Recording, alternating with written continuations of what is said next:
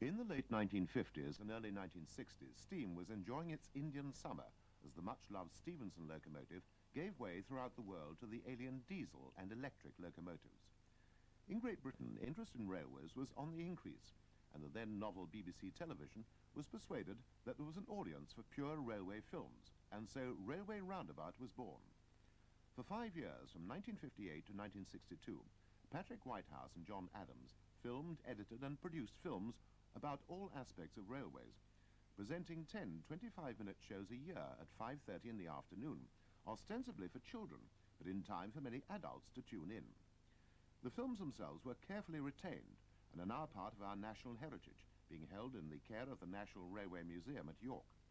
The programmes which form this series of 5 have been prepared from those original films, so we can all once again relive the great days of the Railway Roundabout.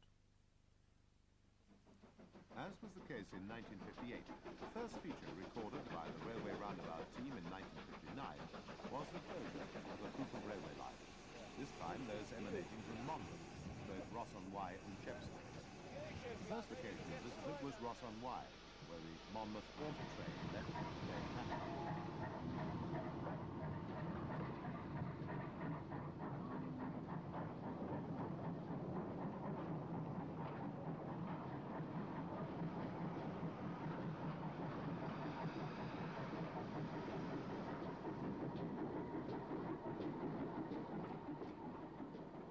Whitehouse and John Adams didn't attend on the last day of all, on which only an enthusiast special ran, but the day before, when the last normal service trains ran. This enabled them to record a number of trains, and of course to ride in the driver's compartment of one of the auto-trailers along the Wye Valley and through Symonds Yat Station. Today, much of the course of this line has been obliterated by the M50 motorway, for although it had many scenic attractions, the Wye Valley didn't attract many tourists and had few centres of population. The railway was losing £10,000 a year, and even the local bus services couldn't be made to pay. Monmouth was approached via a girder bridge over the River Wye, which turned to the south here towards Chepstow. Monmouth had 2 stations, the original Monmouth May Hill on the far side of the bridge, and Monmouth Troy, which was the junction of the other Wye Valley line in Chepstow.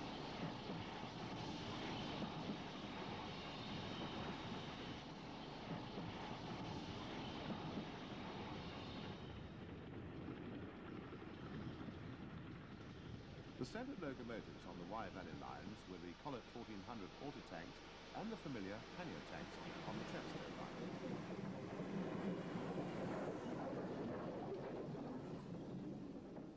Railway enthusiasts made up the majority of the passengers on this last weekend. Overnight snow was to present a different scene for the final day.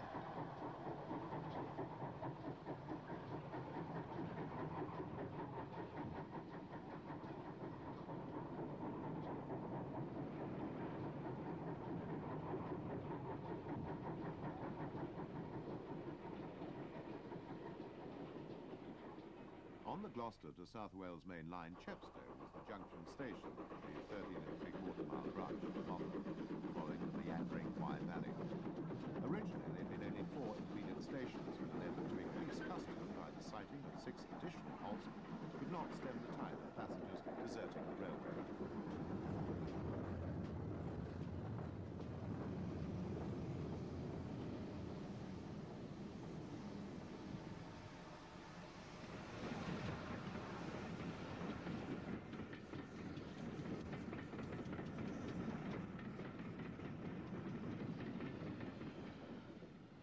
Redbrook was the last station before Monmouth, and only had good sidings with no passing facilities.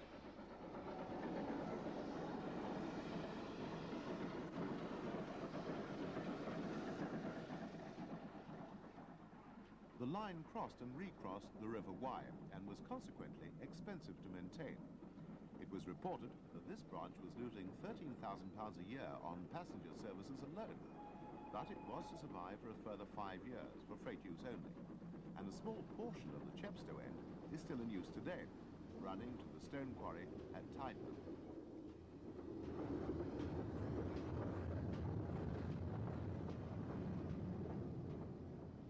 Monmouth Troy had once been a through station, but the line through the tunnel to Pontypool Road had seen its last passenger services in May 1955.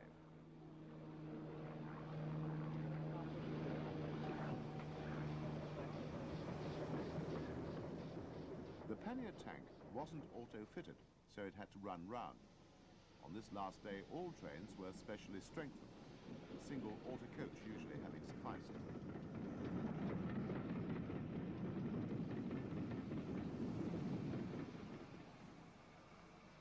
As the evening drew in, the last trains were prepared at Monmouth.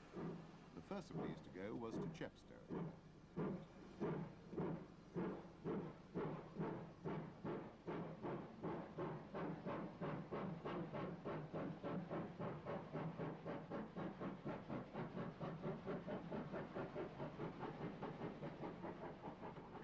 Once the pannier had left, the 1400 tank was able to run round, as its four-coach last train wasn't auto-fitted. Sadly, its departure couldn't be filmed as the light had gone.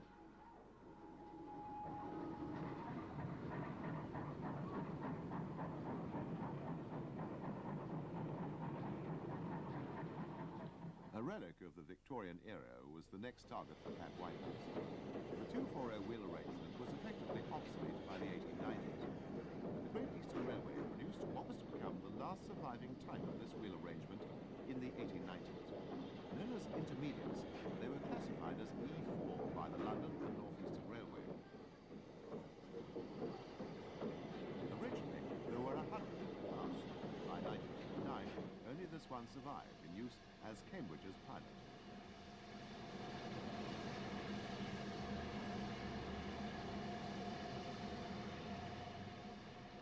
It had become something of a pet and was looked after by its crews with its bright work polished. The Cambridge University Railway Club had often hired it at weekends for use on the Milton Hall branch. The letters RA2 under its number signified that it had route availability number 2, which meant it could go on almost any line.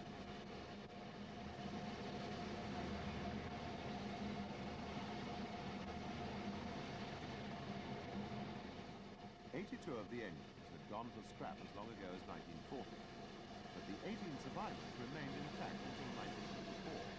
Their lightweight and useful on many secondary routes. Some of them migrated northward, filling the East Anglian territory. This engine, as the final survivor, was retained for preservation, today as part of the National Collection, restored to its original Great Eastern Royal Blue livery as number 490, but sadly not in working condition.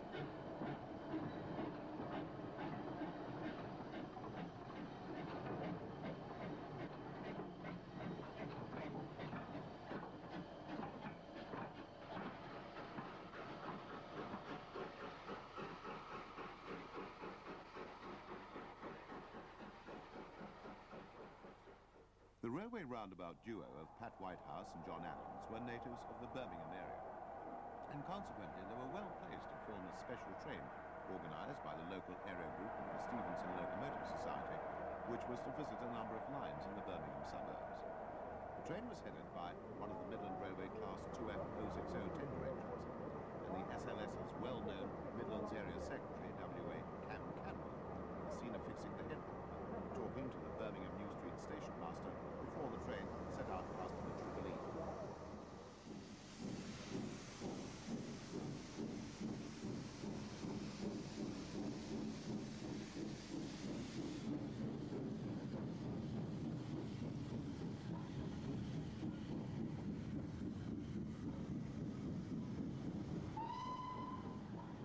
A second 2F brought up the rear of the train, as the first destination was the Harborne branch, just a few miles to the west of New Street, which boasted a 1 in 66 gradient.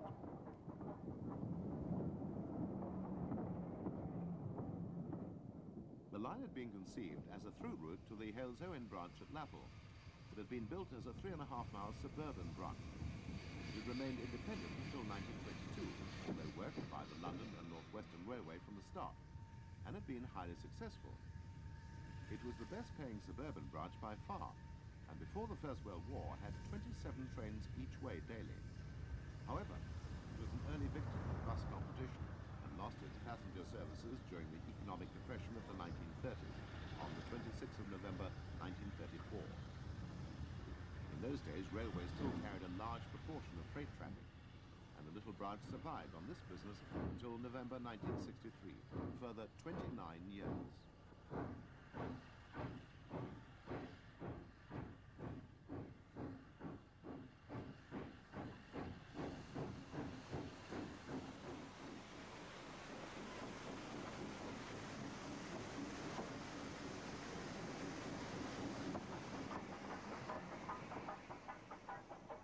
One of the factories served by the branch was the Chad Valley Toy Company, where they made Great Western jigsaw puzzles, amongst other things. Birmingham was served by three main railways: the London North Western, the Midland, and the Great Western. The latter's route to the southwest was joined to the North Western at Smethwick West Junction. The Great Western lines are in the foreground, on the left leading to Handsworth and Birmingham Snow Hill, whilst the line in the background, up which the SLS special is proceeding, was the connecting spur to the LNWR from Newsfleet. This line remains in use today for services to Stourbridge, Kidderminster and Worcester.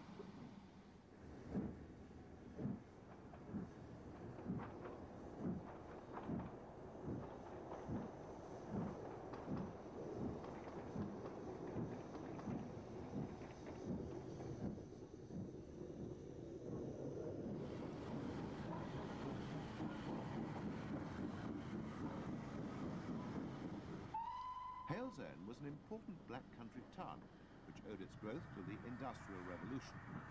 Unfortunately, it had been bypassed by the line to Stourbridge, and had consequently been served only by a single line branch that ran between Old Hill on the Stourbridge line and the Midland Railway main line at Northfield, 6 miles to the north of Bromsgrove, to which a further line had been projected from Halesowen but never built.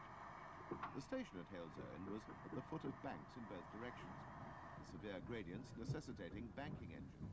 The third Midland 2F was provided to bank the special, which had arrived from the Old Hill direction. Halesowen Station had not seen a timetable public train since 1927, when trains from Old Hill had ceased. The line from Halesowen itself to the Midland Main Line was jointly owned by the Great Western and the Midland Railway, and had lost its passenger services as long ago as 1919, although the stations remained in good condition. This was because for nearly 40 years unadvertised workmen's trains continued to run, being provided by the Great Western from Old Hill to Longbridge, just short of the Midland Main Line, where the Austin Car Company had their works. These had been withdrawn in September 1958, but the line continued to carry freight traffic until 1964.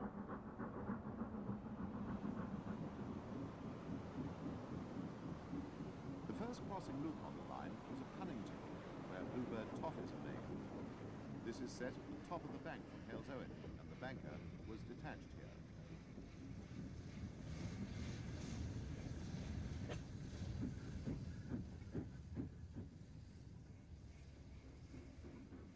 Finally, we see the special running through the complex of lines at the Longbridge Works. 3 shunting engines were kept here in the shed on the right.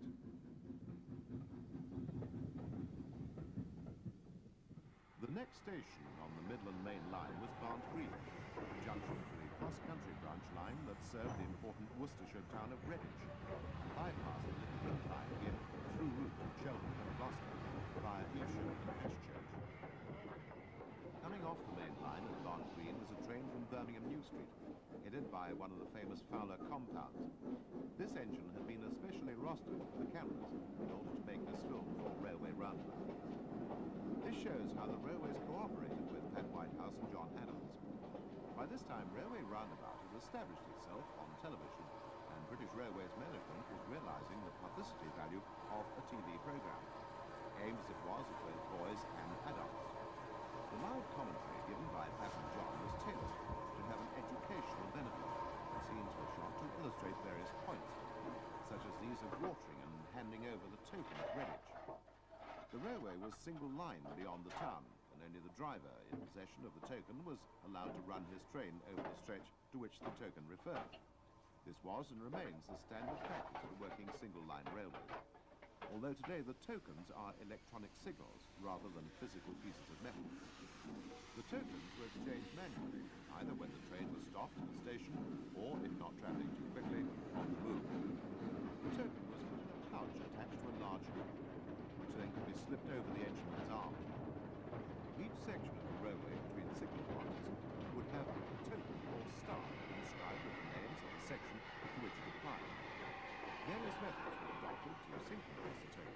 signalling and point work, but the most common took the form of a key, which could be inserted in a mechanical apparatus to unlock the appropriate levers to enable the train to proceed. The system in use here was known as the token full block. The locomotive number 41157, built in 1925 by the North British Locomotive Company of Glasgow, was cleaned up for its television stardom and worked the train for 2 days for the cameras. As mentioned earlier, it was built to the design of Sir Henry Fowler, the second LMS chief mechanical engineer, and the design was a development of Johnson and Dealey's Midland compound, first produced in the early 1900s. The onboard camera was in use on one run and captured the arrival at Broome Junction, a small country junction station where the former Stratford-upon-Avon and Midland Junction Railway came in from the east. This line had a colourful history, but the section from Stratford to Broome Junction was to close in 1960. It had lost its passenger services in 1947.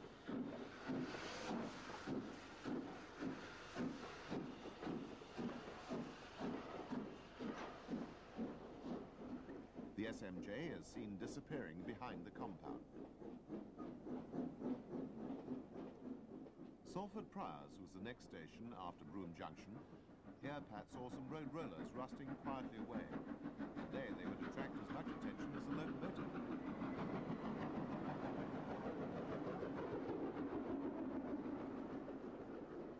These engines were the first LMS express passenger engines and were soon hopelessly underpowered for the increasingly heavy mainline trains.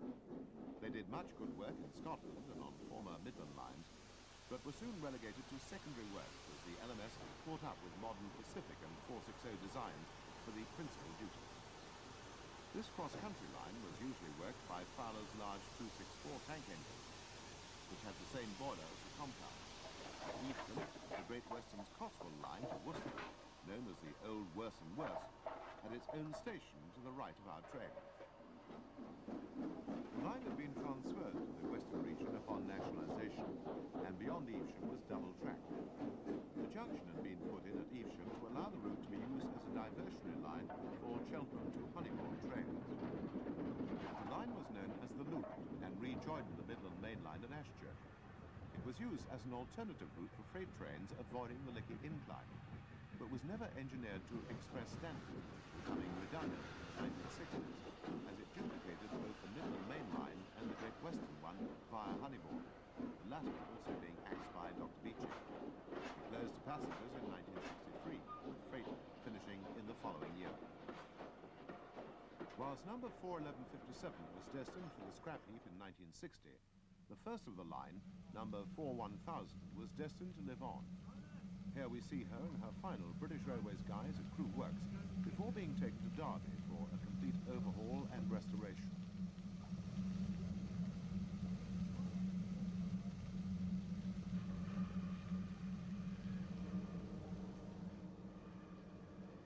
Here she was subjected to an effective rebuild rather than simple overhaul. It was not the first time she'd been rebuilt. The history of the Midland compounds is long and complicated.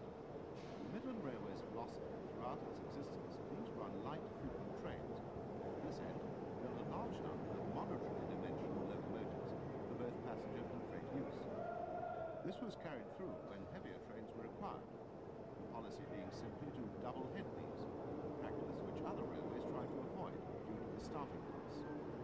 Throughout the Victorian era, the Midland flew in the phase of orthodoxy, reintroducing single driving wheeled express engines in the 1890s when other railways were using 4-foot rows, and introducing very small 4-foot rows in the early part of the 20th century when others were building 4-6 rows. However, there was a need for more powerful locomotives, and in Midland tradition, this need was met by increasing the power of 4-foot rows rather than opting for larger engines. There was a practical side to this, as larger locomotives would be longer and necessitate changes to the railway infrastructure, notably in the provision of bigger turntables. The railway's chief mechanical engineer, Samuel Johnson, turned to the principle of compounding to get more power from his locomotives. In this, steam is used twice before exhausting into the atmosphere. First in conventional small high-pressure cylinders, and then in larger diameter low-pressure cylinders. The system had been in use in Great Britain with varying degrees of success, notably by the Webb compounds in the London and North Western Railway. unsuccessfully and didn't have a good reputation. Johnson's design was without doubt the most successful in Great Britain. The first locomotive, number 2631, was built in 1901. The design was subsequently improved by the successor, Dealey, who added 40 to Johnson's total of just 5. 2631 was renumbered 1000 in 1907, and between 1914 and 1919, the original 5 Johnson engines were rebuilt to conform with the Dealey locomotives, also being rebuilt with superheaters at that time. Thereafter, all the engines were effectively one class, and the magnificent number 1000, which emerged from Derby Works in 1959, was representative of the final Midland Railway Express locomotive design, rather than an original Johnson engine.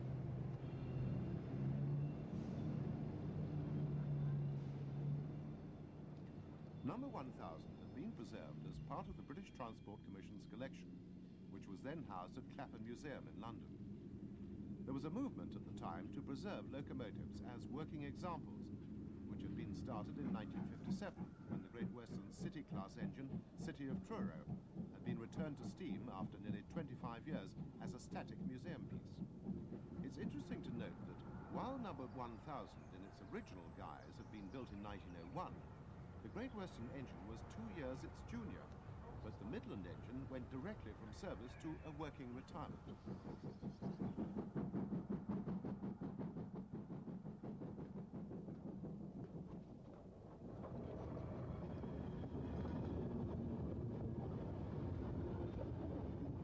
Official photographs were taken at Wirksworth, the traditional place for Midland Railway photography. This second photographic session took place in front of the local school children, many of whom, it was hoped, would be railway roundabout viewers. The engine had been taken back to Derby to be turned, to allow pictures of both sides. She was finished in the full glory of the Midland's Crimson Lake livery, with that railway's heraldic achievement on the cat's sides, topped by the famous wyvern. Indeed, she was to rise like another mythical bird, the phoenix, when she returned to steam inside Derby's Roundabout, preparatory to her first trial run from Derby to Weston. These film shots were taken at slow speed, as the light was very low inside the roundabout.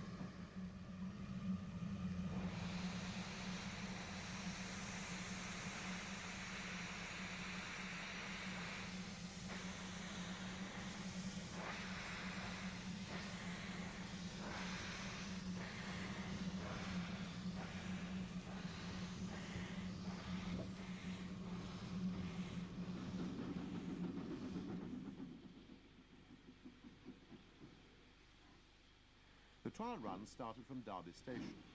The man on the right is John Scholes, the first curator of the Clapham Museum in the British Transport Commission. The restoration of number 1000 was very much his project, and he was extremely particular in ensuring the magnificent finish was not harmed. The engine was coaled by hand, banned from passing under a coaling sheet.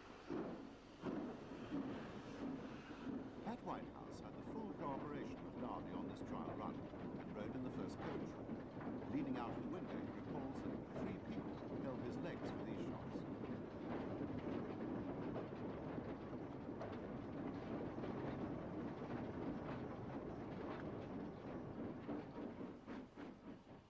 The outward trial finished at Leicester Midland Station. The locomotive was then turned and ran back to Derby, where it was, of course, originally built and rebuilt.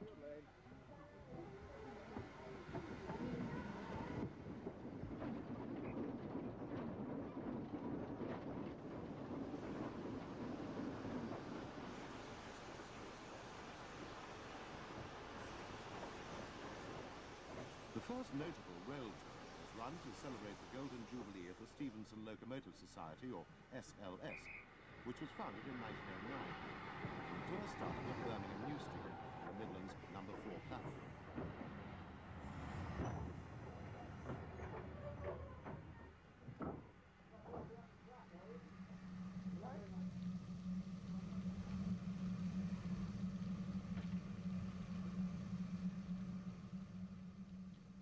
The train ran north via Derby Midland, where it paused for photographs, and then carried on to the north via Ambergate, Clay Cross and Sheffield Midland Station, another photocall.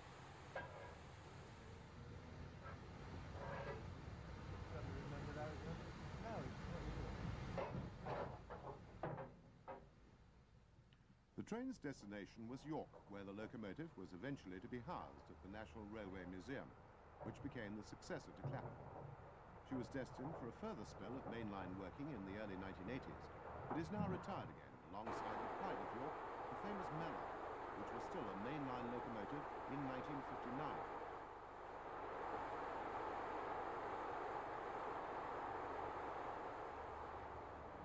Number 1000's mentor, John Scholes, was instrumental in drawing up the famous British Railways list of historical locomotives for eventual preservation, which of course included both number 1000 and Mallard. Today that list forms the backbone of the collection of the National Railway Museum at York, where these locomotives are preserved for the benefit of the nation, along with the railway roundabout films themselves, for which this series of programmes has been prepared. Scottish locomotives enjoyed their own preservation programme, which is based on Glasgow Transport Museum. In the late 1950s, a number of historical Scottish locomotives were preserved in working order and were used for a series of trains in connection with the 1959 Scottish Industries Exhibition, held alongside Peldin Hall Station on the northwest side of Glasgow city centre. The first of the quartet of Scottish engines is the Caledonian Single, which is followed by the Great North of Scotland Railway 440 Gordon Highland. A Stanley Coronation Pacific stands by at Glasgow Central as two other historic locomotives reverse out of the Caledonian Stones. The Scottish quartet had been augmented by the Great Western City of Truro, making its furthest ever trip north. And a highly unusual pairing was the third Scottish locomotive, the North British 440 Glen Douglas. Glen Douglas was to spend more than 26 years in Glasgow Transport Museum after retirement in 1965, and was presented to Glasgow Corporation in 1966. In 1992, it was brought out again to be prepared for a further period of mainline running. The city of Truro also enjoyed another period of mainline use from 1985 to 1992, and has been preserved as part of the National Collection, National Railway Museum of York.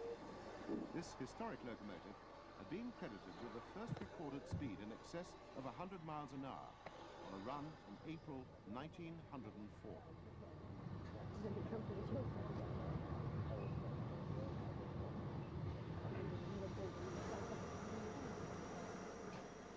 Perhaps one of the most elegant 440 designs of all was the Great North of Scotland Railway's Class F.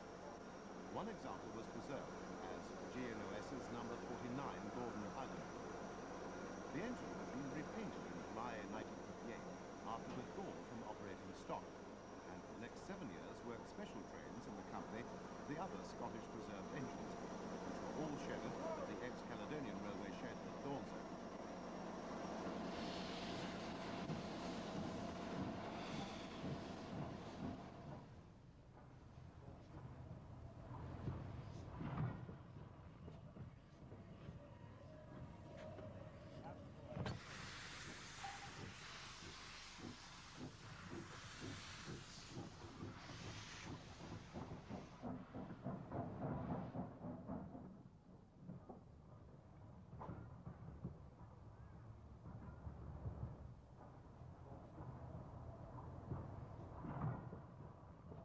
The Caledonian Single number 123 was a unique machine.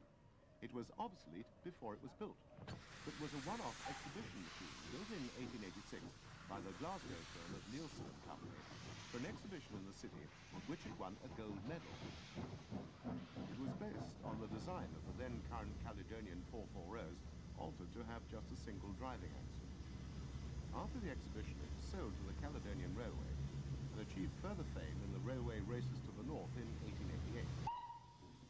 It was withdrawn in 1935, but retained, as it was the last single driver in service. It was returned to working order in the year of this film, 1959. This was one of its first appearances. The final Scottish historical locomotive was the Highland Railway 460, or Jones Goods. This was the first 460 design in Great Britain, and acquired its sobriquet after its designer's name. It was the first of a series of 15 engines numbered from 103 to 117 for the Highland, which later became part of the LMS. That railway withdrew the class between 1929 and 1940, but preserved this engine in view of its historical importance. It was originally painted in Highland Railway green, but when returned to traffic in 1959, it appeared instroudly yellow, a colour it sported for a short while after it was built. This exhibition was one of its earliest appearances after its return to use. It retired once again in 1965 and has not yet returned to work. One of Scotland's most famous routes is that from Fort William to Mallaig in the Western Highlands. It was comparatively recently built, opening in the early part of this century, and it opened up one of the most beautiful parts of the country to tourists. In the shadow of Glen Nevis, trains set off over the original West Highland line as far as Mallaig Junction, where they turned northeastwards towards Bernardo, a railway crossing Caledonian Canal which connected Fort William to Inverness.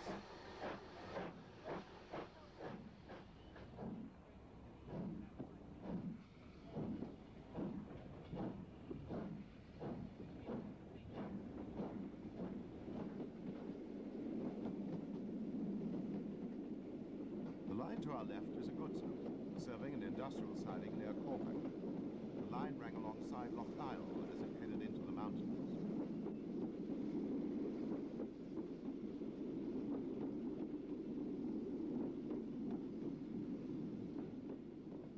After leaving the Loch side, the line begins to climb towards Glenfinnan on gradients of between 1 in 50 and 1 in 60.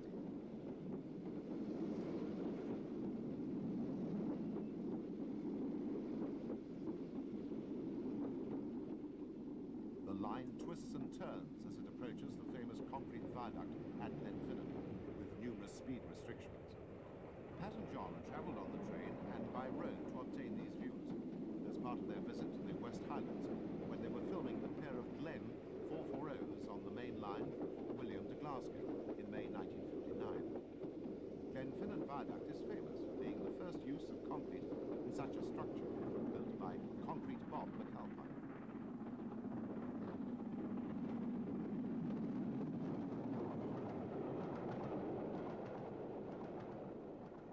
Note the fish vans at the back of the train.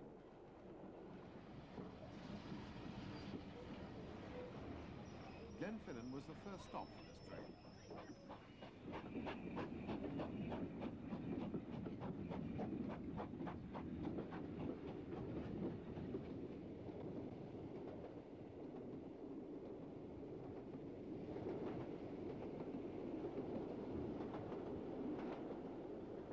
Here the train is approaching the top of the climb after Glenfinnan, the last part being 1 in 70. Loch Haylott was passed non-stop.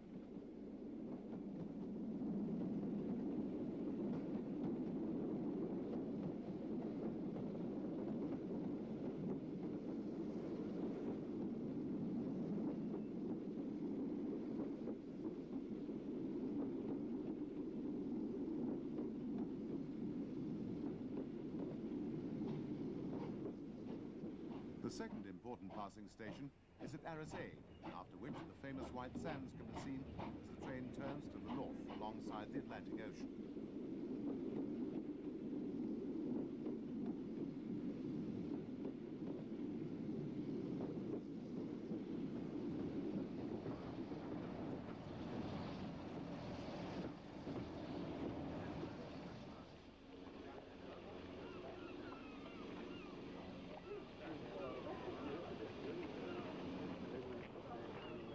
Mallaig is famous for its kippers. Fishing has always been its principal trade. The station is set alongside the small harbour where the hardy fishing fleet was moored.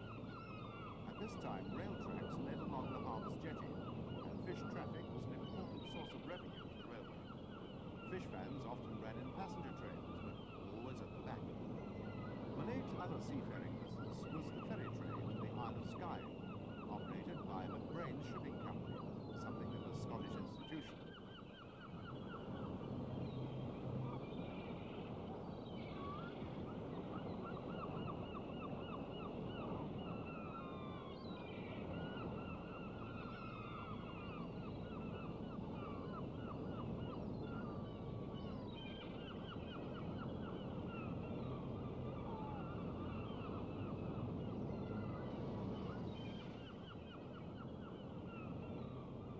Back at the station, two of Sir Nigel Gresley's Class K2 motors, a type long associated with the West Highland, stood ready to run back to Fort William, the engine on the left heading the fish train. This is a railway that still sees steam in the summer, as British Rail runs a regular steam-hauled train during the season from Fort William to Mallaig.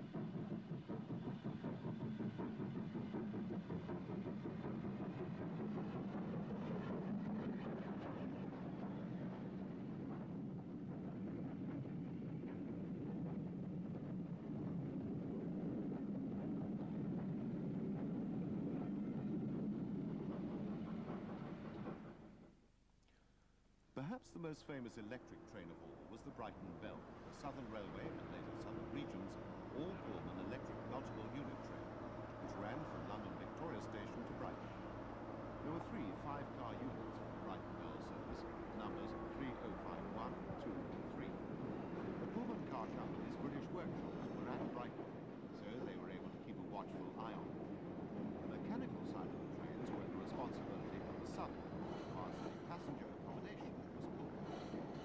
The units were painted in the standard Pullman livery, chocolate and green, and elaborately lined out.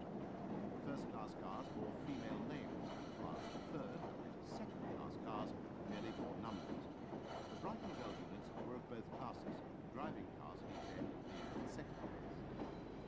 The Pullman car company's income came from the supplementary fares charged. For this, the traveller was entitled to a reserved seat, service from uniformed attendants, and an at-the-seat meal service at all times. The train attracted a regular clientele, and became very attached to its old-world charm, based on Edwardian standards of travel, a jewel amongst the standardized electric trains that shared the Brighton route. The railway roundabout camera crew went to Brighton Station in 1959 and filmed the train at the height of its popularity. It commenced running on the 1st of January 1933 as the Southern Bell, but the name was changed to Brighton Bell 18 months later. It continued to run until the 30th of April 1972, the only break being during the Second World War. The normal formation was 10 cars, the third unit being kept as standard. This also allowed the train to operate as normal when any one of the units was undergoing overhaul. Some off-peak services were formed with one unit only. They never ran any scheduled services other than the Brighton one throughout their careers, although they were occasionally used to form specials.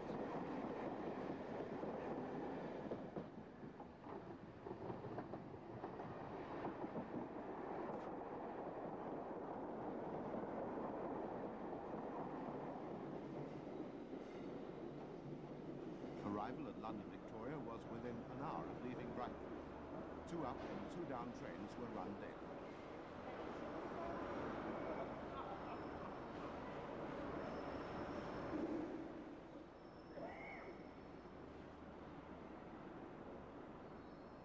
All 15 Brighton Bell Pullman cars exist today. Some of them still work regularly out of Victoria Station, in the British formation of the Venice Simplon Orient Express. Others are used as restaurants or as coaching stock on preserved railways.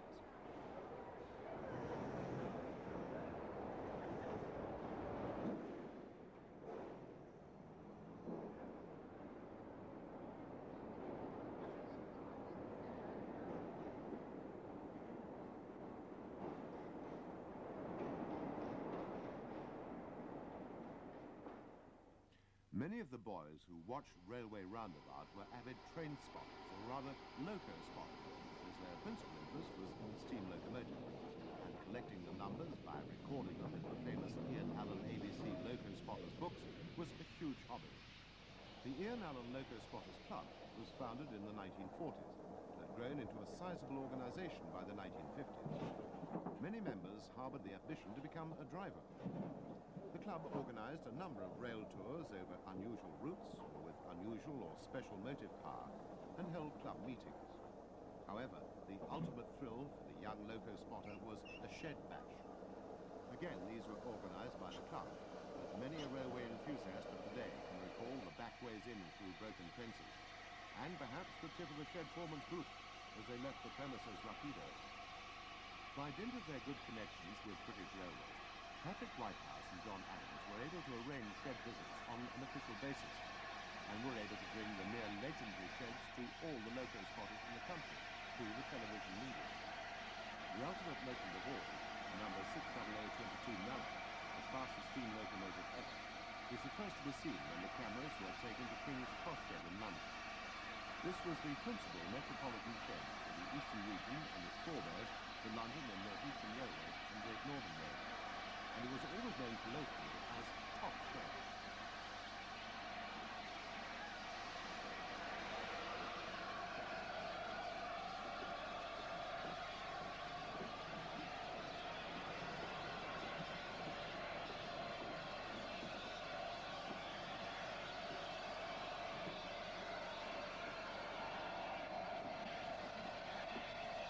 Note the corridor connection on the back of the tender. This was provided to allow a change of engine crew on the move on non-stop expresses to Newcastle and Edinburgh. Top Shed always had an allocation of Sir Nigel Grace's streamlined A4 Pacific, which Mallard was the most famous. But at the time of this visit, the shed also was host to what is today the most famous steam engine in the world, Flying Scotsman. The LNER's first Pacific was still on top linkage. It had recently been modified with a double glass-like engine. It was later to have German-style smoke detectors, which further changed its appearance.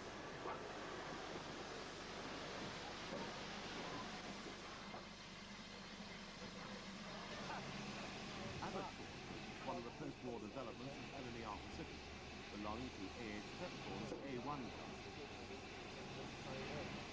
The next development was one of Sir Nigel Grace's V2 262 class, known as Green Arrows, after the Pioneer engine, which is preserved today. Although classified as mixed traffic, this V2 is painted in the full express passenger lime green livery. Another A4 is number 29 Woodcock, illustrating the immaculate condition of top-link locomotives.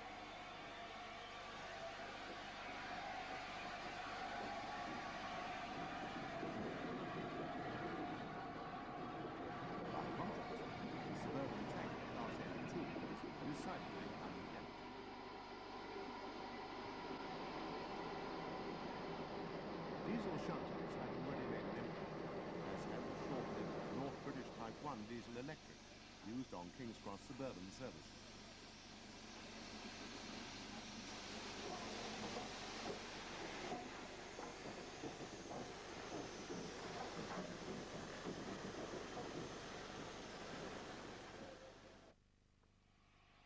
By contrast, our next shed back, also in the former London and North Eastern or LNER Railways territory, was to British Railways' latest high-tech shed at Thornaby on Teesside. This shed was located in the very cradle of railways, a little to the east of Stockton-on-Tees, and its principal function was to service the mineral and freight locomotives, which were the mainstay of the industrial North East. Former North Eastern Railway class Q6080 tender engines formed the backbone of Thornaby's fleet. There were 120 engines in this class, products of Darlington Works from 1913 to 1921. The reason for this visit was to film the brand new facilities which had been installed here in 1959. Even as late as this in the steam locomotive's career, British Railways still needed to invest in new infrastructure. Thornaby was the jewel in the steam railway's crown and was completely constructed in that brave New World's material, reinforced concrete. Overhead water gantries and underlit pits were borrowed from the latest American practice, and every effort had been made to make the environment as safe as steam as possible. It was a difficult thing to do in a place as inherent and dirty as a steam locomotive shed.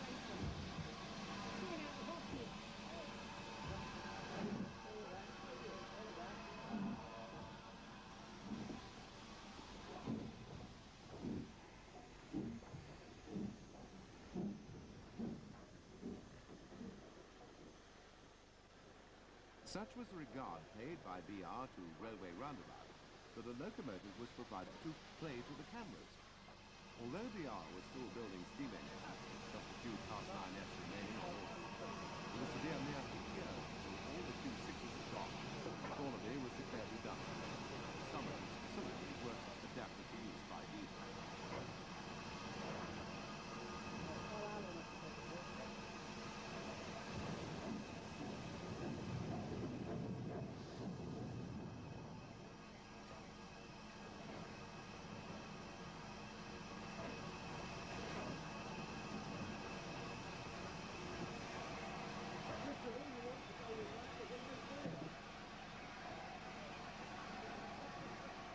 depot had two power-operated turntables. Traditionally, turntables were hand-operated, utilized the vacuum ejectors of locomotives. The shed itself was of the roundhouse pattern, with another turntable serving radial stabling rows. This shed was to outlast steam, being finally demolished in the 1990s.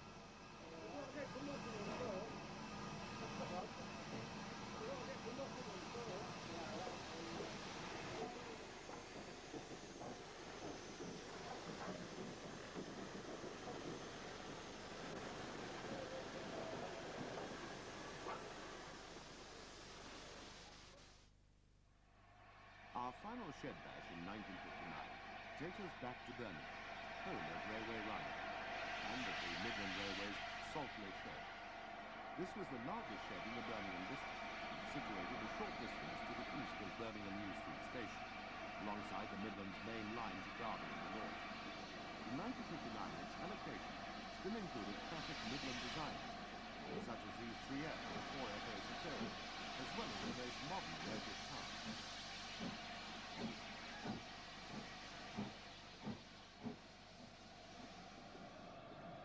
The educational aspect of Railway Roundabout was not overlooked, and this Hughes Crab 260 Mogul was used to illustrate the driver's preparation duties. It was essential for a driver to learn and know every type of engine he would be driving, as he had to ensure that every oiling point was attended to, or else trouble would be just around the corner.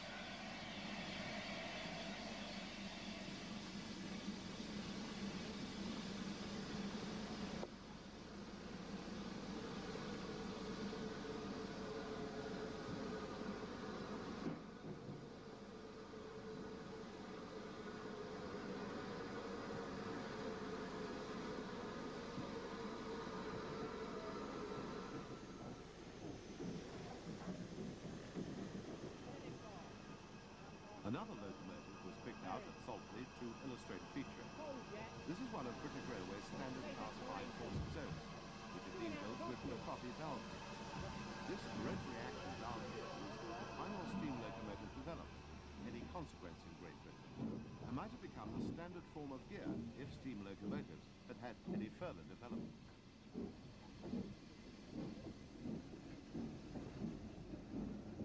The shed had a number of Stanier's 3-cylinder 460-5X or Jubilee class engines for mainline work to both Derby and Sheffield in the north and Bristol in the south. The shed itself was a double roundhouse and had both freight and passenger locomotives on its allocation. The Midland had a second Birmingham shed at Bourneville on the other side of duty, which dealt with local passenger duties and freight.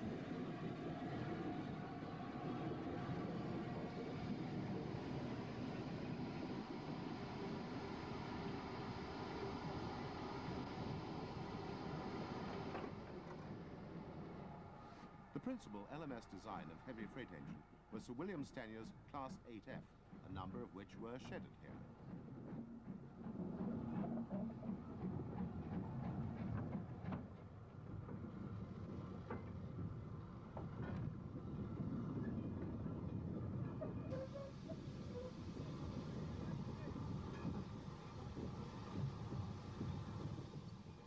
For the heaviest duties, BR Standard Class 9F spaceships worked from Saltley. This was the third last steam engine to be built at Crewe Works, and numerically of the class, although Swindon was to continue to build them throughout 1959 and into 1960. Saltley's allocation worked through to Carlisle on overnight fast freights via Derby and Sheffield. Two earlier members of the class illustrate the only obvious alterations made to the design, the shape of the tender and the fitment of double chimneys to the last built engines.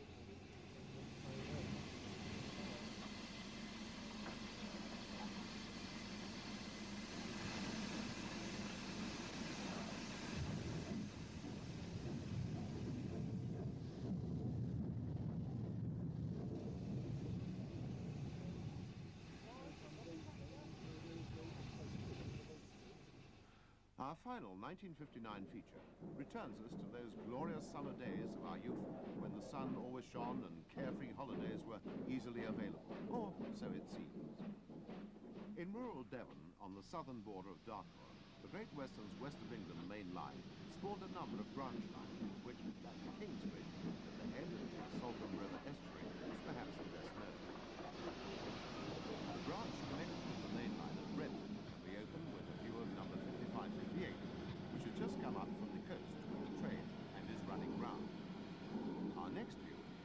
the second of three intermediate stations on the line at Gara Bridge, where the camping coaches visited in 1958 are seen to the right.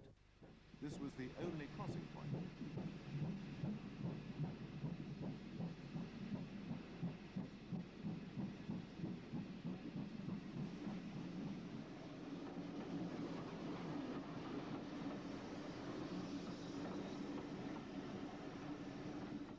Loddiswell was the station between Gara Bridge and the terminus at Kingsbridge. It also boasted a camping coach in the goods yard.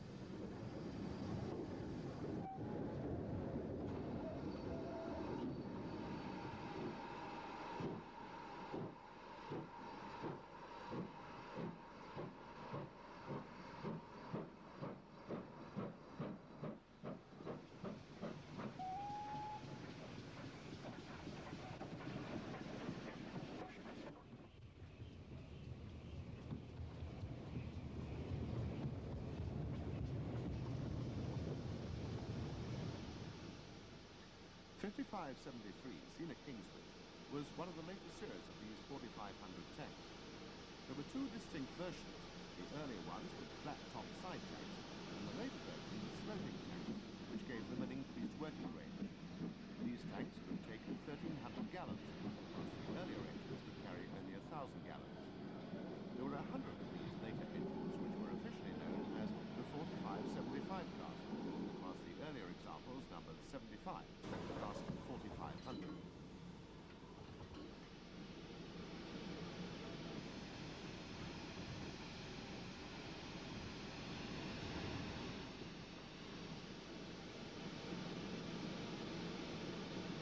The yellow spot with the letter C on the cab side is the Great Western's route code, power classification system.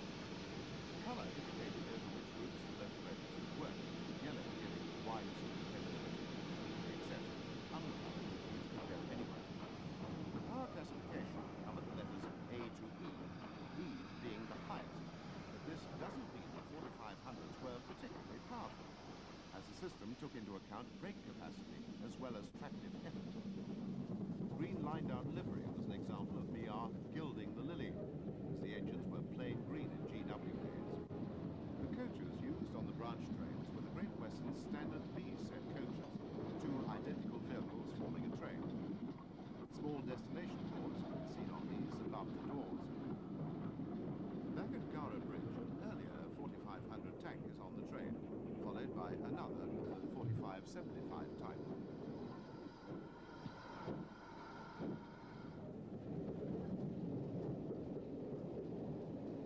The branch was the first choice of a group of enthusiasts wishing to preserve the West Country branch line when it was threatened with closure in 1963. But sadly, BR removed the track before agreement could be reached, and the Dart Valley line was saved instead. Our last shot is back at Brent, where a palm tree sums up the Great Western's image of the English Riviera.